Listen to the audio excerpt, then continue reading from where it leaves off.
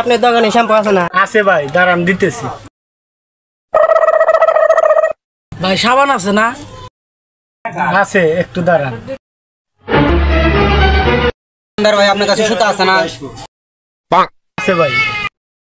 তাহলে ভাই আমাকে 2টা সুতারই দেন। ভাই আপনি পল্লী বিদ্যুতে চাকরি করেন না? হ্যাঁ ভাই, আমি পল্লী বিদ্যুতে চাকরি করি। কেন, সমস্যা কোনো? আপনি সিরিয়ালে দাঁড়ান।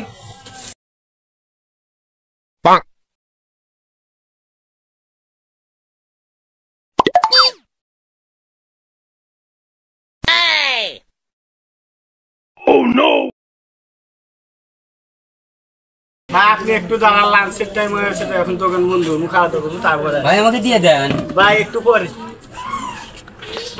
হুমন্দি কয় কি রে?